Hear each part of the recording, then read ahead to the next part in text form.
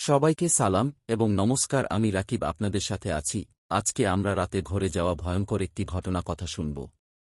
চলো আমরা আমাদের মূল ভিডিওতে চলে যাই। তখন গরমকাল চলছে।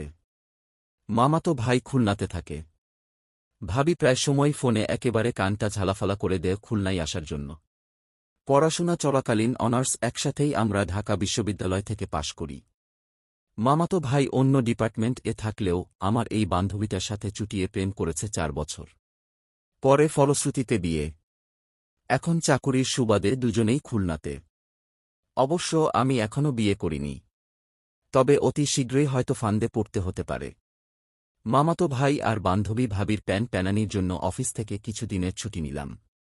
ফোনে ওদেরকে বললাম আমি আগামীকালই খুলনা আসছি। যাক, প্ল্যান মতো সব ঠিকঠাক করে গুছিয়ে নিলাম।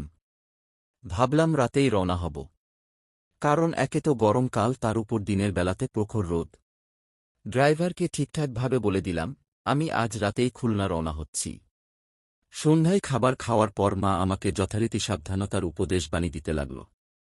সাথে একটা মাদুলিও দিল। আমি তো ওটা দেখে অবাক হয়ে গেছে। মা, তুমি না সেই আগের মানুষই রয়ে গেলে? এসব তাবিজ কবুজকে কি কেউ এখন বিশ্বাস করে? মায়ের সোজা জবাব, কেউ না বিশ্বাস করুক, আমি করি।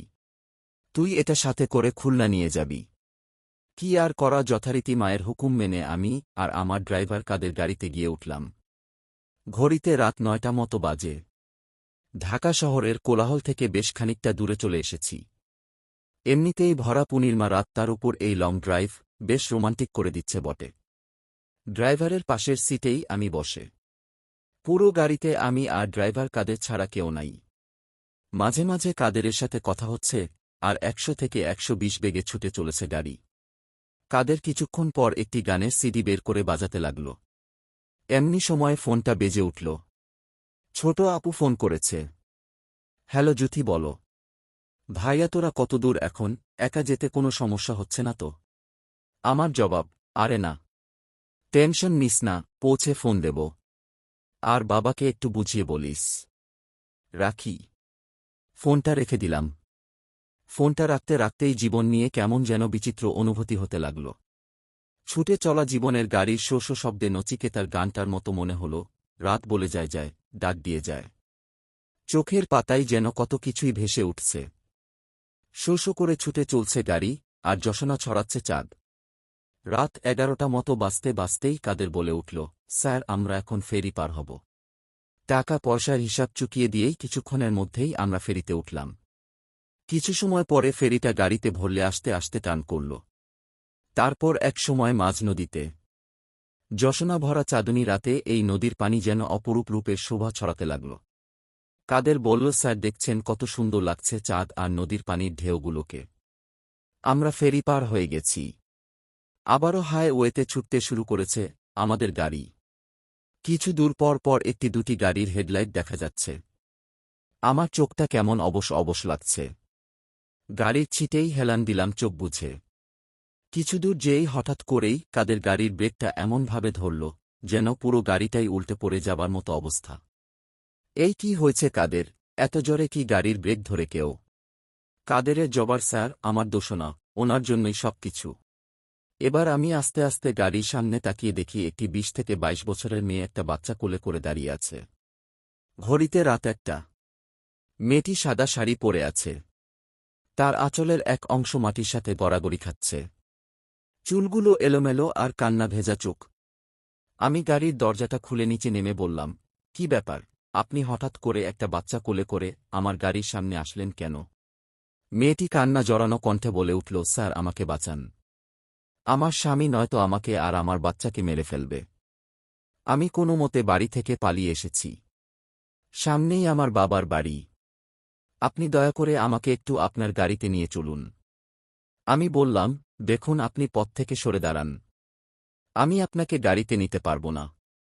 এই কথা বলার সাথে সাথে মেয়েটি তার এক হাতে বাচ্চাটিকে বুকে নিয়ে আর এক হাতে আমার পা জড়িয়ে ধরল।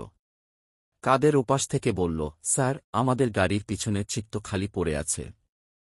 আমরা না হয় এই বিপদ থেকে একটু ওকে সাহায্য করি।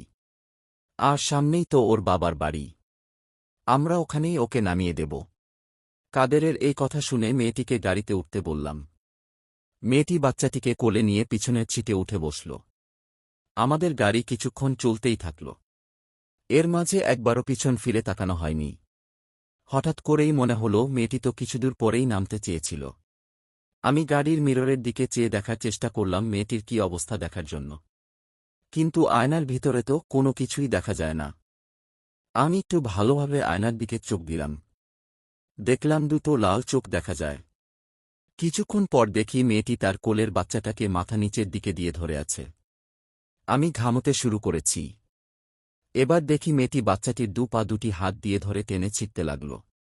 মেয়েটির লাল চোখ আর অদ্ভুত চাউনি কি যে ভয়ঙ্কর, বলে বোঝানো যাবে না। কাদের তার আপন মনে ড্রাইভ করে চলে যাচ্ছে। ও কি ভয়ঙ্কর! বাচ্চাটির মাথার দিকটার মুখের মাংসগুলো খেতে শুরু করেছে মেয়েটি। মুখে রক্তের লালা ঝরছে। আমি যে আয়নাতে এটি দেখছি মেয়েটি এখনও সেটি খেয়াল করেনি। ভাবতে থাকলাম কাদের যদি এখন এই দৃশ্য দেখে তাহলে একটা অঘটন ঘটে যাবে। আমি কি করব ভেবে পাচ্ছি না। এবার আমি আয়নার দিকে তাকাই। হঠাৎ করেই আয়নাটির ভিতরে তার লাল চোখে চোখ পড়ে যায়। বীভৎস রক্তের লালা জড়ানো চেহারা নিয়ে সে আমার দিকে তাকায়। পুরুষ কণ্ঠে উঠে পিছনে তাকাবি না। তাকালে তোর এই অবস্থা হবে। এই বললে আমি আর পিছনে ঘুরে তাকানোর সাহস পাই না। এরপর ভয় ভয় অনেকক্ষণ এভাবে বসেছিলাম, তারপর এভাবে পিছনে তাকিয়ে দেখলাম। কিছুক্ষণ পর মেয়েটি বাতাসে মিলে যায়।